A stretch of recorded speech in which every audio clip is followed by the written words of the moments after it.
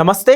వైజాగ్లో జరిగిన సిఐఐ సదస్సుకి పవర్ స్టార్ పవన్ కళ్యాణ్ గారు డిప్యూటీ సీఎం పవన్ కళ్యాణ్ గారు ఎందుకు రాలేదు అంటూ కూడా ఇప్పుడు వైసీపీకి సంబంధించిన కొంతమంది కార్యకర్తలు సోషల్ మీడియాలో ఫుల్గా ట్రోల్స్ చేస్తూ ఉన్నారు.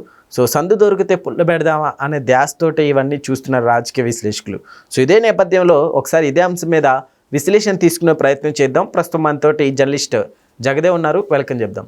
Hello sir. Hello sir, Pawan Kalyan గారు ఈ సదస్సుకి రాకపోవడానికి ఏంటి అంటారు రీజన్? వాస్తవానికి పవన్ కళ్యాణ్ గారు ఉప ముఖ్యమంత్రి తర్వాత ఆయన ముఖ్యమంత్రి కీ రోల్ ఉన్నారు. పైగా 5 శాఖలకు ముఖ్యమంత్రి. అటవీ శాఖ, పర్యావరణము, నీటి పారుదల, ఏవో ఇలాగ ఒక గ్రామీణ అభివృద్ధి, ఇలా ఒక 5 శాఖలకి ముఖ్యమంత్రి ఆయన. ఒక శాఖ పరంగా చూస్తేనే ఆయన ఒకవైపు పెండింగ్ సినిమాలు చేయాల్సినవి కానీ, ఆయన హామీలు ఇచ్చేవి కానీ, పైపెచ్చు జనసేనాని అంటే జనసేన యొక్క అధ్యక్షుడు. సో పార్టీ పరంగా, పార్టీలో ఉండే కేడర్ పరంగా వచ్చే సమస్యలకి కాన్ఫరెన్స్ కాల్ పెట్టుకోవడం, మాట్లాడటం. అఫ్ కోర్స్ నాగబాబు గారు అన్నిట్లో తలలో నాలుగులా ఉంటూ మాక్సిమం ఉప ముఖ్యమంత్రి గారి దగ్గరికి వెళ్లకుండా ఈయనే సార్ట్అవుట్ చేస్తూ వాళ్ళందరికీ అందుబాటులో ఉంటూ కాన్ఫరెన్స్ కాల్ మాట్లాడుతూ మీటింగ్లు పెడుతూ చేస్తుంటారు. బట్ కొన్ని ఉప ముఖ్యమంత్రిగా, అధ్యక్షుడిగా ఆయనకి తెలియజెప్పాలి, ఇది నాగబాబు వరకు వెళ్ళింది, పై వరకు వెళ్ళలేదు అని సగటు కార్యకర్త అనుకోకుండా ఉండడం కోసం ఆయన కూడా కొన్ని ఇన్వాల్వ్ అయ్యి చెప్పాలి, చూడాలి. ఈ నేపథ్యంలో బిజీగా ఉండడం వల్ల రాలేకపోయి ఉండొచ్చు. పని మీద ఇప్పుడు అక్కడ హోంమంత్రి సునీత గారు ఎందుకు లేరు, అలాగే మరొక మంత్రి అచ్చెన్నాయుడు గారు ఎందుకు లేరు, మరొక మంత్రి సత్యప్రసాద్ గారు ఎందుకు లేరు అని ఎంతమంది ఎవరి పనుల్లో వాళ్ళు బిజీగా ఉంటారు సార్. దీన్ని ఆసరాగా తీసుకొని వైసీపీ పార్టీ వాళ్ళు అంటే ఏదైనా పుల్లలు పెట్టడానికి చూస్తున్నారంటే ఎగ్జాక్ట్లీ మీరు కరెక్ట్ క్వశ్చన్ అడిగారు. ఎందుకంటే వాళ్ళకి ఇదే ఛాన్స్. ఇప్పుడు కూటమి ప్రభుత్వం బీహార్ లో ప్రభంజనం సృష్టించింది. సో ఇక్కడ ముఖ్యమంత్రి చంద్రబాబు నాయుడు గారు కూడా సిఐఏ సదస్సు ప్రారంభం ముందు రోజే వైజాగ్ హోటల్లో అక్కడ ఉండే యూరోపియన్ టెక్ దిగ్గజాలందరినీ కలుస్తున్న నేపథ్యంలో మీరు పెట్టుబడులు నిరభ్యంతరంగా పెట్టండి, నెక్స్ట్ ఏ గవర్నమెంట్ వస్తుంది అనేది మీరు భయపడద్దు, గవర్నమెంట్ కూటమిదే ఉంటుంది, మీరు నిశ్చితంగా పెట్టుబడులు పెట్టడానికి రావచ్చు అని కూడా స్టేట్మెంట్ ఇచ్చారు. మరోవైపు పవన్ కళ్యాణ్ గారు కూడా కూటమిలో ఉండే వల్ల లాభాలు చూసారా, అక్కడ కూడా విజయకేతనం ఎగురవేస్తుంది, రేపు 29 కూడా ఇక్కడ విజయకేతనం ఎగురవేస్తుంది అనే సంకేతాలు ఇచ్చారు. మోదీ గారి నాయకత్వంలో, కేంద్రంలో మోదీ గారి నాయకత్వం, రాష్ట్రానికి వచ్చేసరికి బాబు గారి నాయకత్వంలో ఉమ్మడిగా 3 పార్టీలు కలిసి వెళ్తాయనేది ఒక అభిప్రాయం వెలువచ్చారు. సో అరే వీళ్ళు కలిసి ఉంటే మాకే ప్రమాదం అనుకునే వాళ్ళు ఎవరు? వైసీపీ వాళ్ళే. వీళ్ళు కలిసి ఉన్న వాళ్ళకే కదా ఇబ్బంది. వీళ్ళు కలవకూడదని ఎన్నికల ముందు కూడా దత్తపుత్రుడు బాబు గారు ఏది చెప్తే అదే వింటారు, బాబు గారు ఏం చెప్పినా చేసేస్తాడు, ఈయన సొంతంగా డైలాగ్లే ఉండవు, ఇన్ని మాట్లాడిన వాళ్ళు ఏమైంది? వాళ్ళిద్దరు కలిసేలా చేసింది ఒక విధంగా వైసీపీ వాళ్ళే. ఎప్పుడైతే బాబు గారిని అరెస్ట్ చేశారో అన్యాయంగా, ఆ రోజు ఈవినింగ్ ములాఖత్ వెంటనే బయటకు స్టేట్మెంట్ ఇచ్చాడు. రాజకీయ సమీకరణలు పెను సంచలనానికి ఒక చరిత్రకి నాంది పలికింది. ఆ రోజు బాబు గారు అరెస్ట్ రోజు సాయంత్రం, నెక్స్ట్ అర్ధరాత్రి అరెస్ట్ చేశారు. ఆ రోజు పొద్దున ఈవినింగ్ కల్లా కళ్యాణ్ గారు అక్కడికి వెళ్ళి పలకరించి వచ్చారు. బయటకు వచ్చి కలిసి పోటీ చేసిన స్టేట్మెంట్ ఇచ్చారు. వెంటనే కేంద్ర పార్టీ బీజేపీ ఎంటర్ అయ్యింది. ఏమైంది? బంపర్ మెజార్టీతో గెలుచుకొచ్చారు. సో ఎప్పుడు వీళ్ళు విడిపోతారా మనకు సేఫ్ అనుకో, ఎందుకంటే వీళ్ళు పని చేయరు, ప్రజల్లోకి వెళ్ళరు, ఎంతసేపు పథకాలు తప్ప అభివృద్ధి వేరే ఆలోచనే ఉండదు, నిరుద్యోగులకి ఉద్యోగాలు కల్పించి ఏమీ చేయరు. సార్, ఇలాంటివి ఎన్ని చేసినా కూటమికి ఏమన్నా డ్యామేజ్ అవుతుంది అంటారు ఇలాంటి డైలాగ్స్? ఇప్పుడు ఏదైతే వైసీపీ వాళ్ళు హైలైట్ చేస్తున్నారో, వైసీపీ వాళ్ళ పనిలోనే ఉన్నాడు ఆయన పవన్ కళ్యాణ్ గారు. వైసీపీ వాళ్ళు ఎక్కడెక్కడ కబ్జా చేశారు, ఎక్కడెక్కడ అరణ్యాలు చెట్లు కొట్టేసి విల్లాలు కట్టుకున్నారు అని హెలికాప్టర్ ద్వారా వీడియోలు తీసాడు కదా. వైసీపీ వాళ్ళ పనిలో బిజీగా సింపుల్ ఆన్సర్ అండి. అంటే ఇవన్నీ మనం పెట్టుకోవద్దు.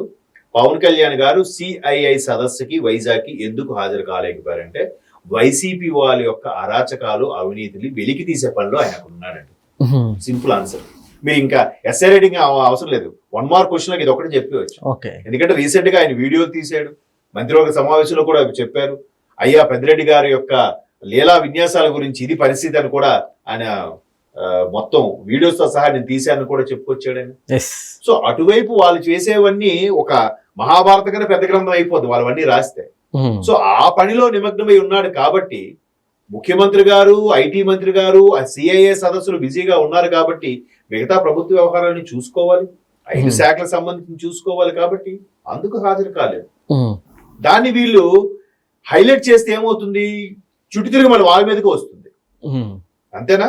మొన్న ఆవిడ ఎవరు శ్యామల గారు అధికార ప్రతినిధి గారు ఏమన్నారు, కల్తీ మద్యం వల్లే బస్సు దహనానికి కారణమైంది అన్నారు ఆవిడ. కల్తీ మద్యం అసలు కాన్సెప్ట్ ఎవరిదమ్మా, మీది కదా. అటు తిరిగి ఇటు తిరిగి మళ్ళీ మీ నాయకుడికే అది మెడకు చుట్టుకుంది.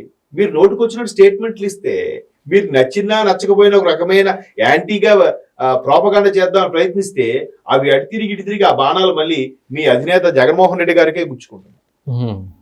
ఇప్పుడు సిఐ సదస్సులో కూడా పవన్ కళ్యాణ్ గారు రాలేదు, వీళ్ళకి మధ్యలో పొరపచ్చాలు వచ్చాయి అని చెప్పే ప్రయత్నం చేస్తుంటే, అటు తిరిగి ఇటు తిరిగి మరలా ఒరే బాబు, మీ వైసీపీ వాళ్ళ ఆగడాలని అరికట్టడానికే ఉప ముఖ్యమంత్రి గారు ఆ పనిలో బిజీగా ఉన్నారా అని చెప్పడానికి ఆయన అటు వెళ్ళాడని కూడా చెప్పొచ్చు సింపుల్ గా. దీన్ని కూటమి వాళ్ళు కూడా హైలైట్ చేయొచ్చు కదా, ఈ పనులు బిజీగా ఉన్నారు కాబట్టే మీరు ఇటువైపు రాలేదు అని. సో అదే అంటారు, వాళ్ళు ఏ క్వశ్చన్ చేసినా ఏ స్టేట్మెంట్ ఇచ్చినా అటు తిరిగి వాళ్ళకే వస్తుంది. ఒకవేళ మీ వైపు చూపిస్తే 3000 మన వైపు చూపిస్తే. సార్ ఇప్పుడు ఇలాంటి కామెంట్స్ కి పవన్ కళ్యాణ్ గారు కూడా రెస్పాండ్ అయితే కాస్త మంచిదేమంటే ఏమంటారు? పవన్ కళ్యాణ్ గారు రెస్పాండ్ అవ్వాల్సిన అవసరం లేదు. ఇప్పుడు అక్కడ ఎవరైతే సోషల్ మీడియా వేదికగా వైసీపీ వాళ్ళు ట్రోల్స్ చేస్తున్నారో దానికి జనసేన వాళ్ళు, టీడీపీ వాళ్ళు వీళ్ళు ట్రోల్స్ చేస్తే సరిపోతుంది. ఇప్పుడు నేను చెప్పాను, ఏమన్నాను, మీ 19 నుంచి 24 మధ్యన చేసిన ఆగడాలన్నింటినీ తిరగదోడ్డానికి వెళ్ళాడు ఆయన. అవన్నీ కప్పెట్టి ప్రయత్నం చేస్తుంటే విచ్చలవిడిగా స్వేచ్ఛగా తిరుగుతున్నారు, అన్ని అన్యాయాలు చేసి కూడా. మీ పని పడడానికి ఉప ముఖ్యమంత్రి గారు ఆ పనిలో ఉన్నారా బాబు. అందుకే సిఐఏ సదస్సుకి ఇక్కడ ముఖ్యమంత్రి గారు ఉన్నారు, ప్రభుత్వానికి ముఖద్వారంలా ఉన్నారు. మరో మంత్రి లోకేష్ గారు కూడా సిద్ధంగా వాళ్ళ యొక్క సదుపాయాలు కానీ ఎంఓఏల అగ్రిమెంట్ లో కానీ మధ్యలో ఉండడానికి అన్ని మాట్లాడడానికి ఆయన ఉన్నారు. వాళ్ళిద్దరు సరిపోతారు.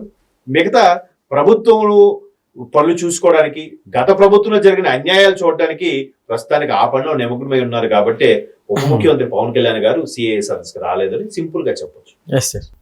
సో ఇవన్నీ ట్రోల్స్. ఇప్పుడు సింపుల్ ఎగ్జాంపుల్ అండి, వైజాగ్ కి గూగుల్ వచ్చింది అనేది వాస్తవమా కాదా? 100% కరెక్ట్. ఇది నేను చెప్పింది కాదు. సుందర పిచాయ్ గారు యుఎస్ లో ఒక మీడియా చిట్ చాట్ లో చెప్తే, ఇక్కడ ఇండియన్స్ ఎవరెవరు ఉన్నారు వైజాగ్ రిలేటెడ్, ఒకేసారి ఒక హాల్లో 50 మంది లేచి చప్పట్లు కొట్టారు. వాళ్ళందరూ ప్రవాస భారతీయులు, పైగా వైజాగ్ చెందిన వాళ్ళు కూడా 10 మంది దాకా ఉన్నారు అక్కడ. మరి ఆయన స్టేట్మెంటేగా. వెంటనే ఈ మిగతా మాజీ మంత్రులు అమర్నాథ్, గుడివాడ అమర్నాథ్, వీళ్ళందరూ కూడా దానివల్ల రేడియేషన్ ఎఫెక్ట్, ఎంవేలంది ఉత్తి ట్రాష్, అవన్నీ అబద్ధాలు, చంద్రబాబు యొక్క మార్కెటింగ్ స్ట్రాటజీ, ఆయన అబద్ధాలు, ఎప్పుడు ఇలాగా మాట్లాడుతున్న ఒక కార్టూన్ వేసేసి పబ్లిసిటీ చేశారు. వెంటనే జగన్మోహన్ రెడ్డి గారు లండన్ నుంచి వచ్చారు. అసలు గూగుల్ రావడానికి నేనే కదా కారణం అంటాడు. ఇది ఎక్కడ రాజకీయం ఆయన. వీళ్ళేంచి గూగుల్ రాకూడదు, గూగుల్ మేము తేవద్దని ఫైట్ చేస్తుంటే వీళ్ళు రేడియేషన్ ఎఫెక్ట్ అని చెప్పి, ఆయన వచ్చి సింపుల్ గా నేనే కదా విత్తనం వేసాను అంటాడు.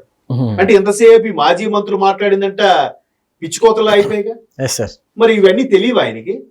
ఇప్పుడు ఏమైంది, అటు తిరిగి నాయన నీకోసం మేము మాట్లాడుతూ వచ్చి మమ్మల్ని బ్లేమ్ చేస్తావేంట్రా స్వామి అని మాజీ మంత్రులను తల పట్టుకుంటున్నారు. ఇది ఒకటి చాలా ట్రోల్ చేయడానికి. కాబట్టి ఇవన్నీ వాళ్ళ విషయాల్లో ఏదైతే పవన్ కళ్యాణ్ గారు బిజీగా ఉన్నారు కాబట్టి సిఐఏ సదస్సుకి రాలేకపోయారు. Okay sir, thank you.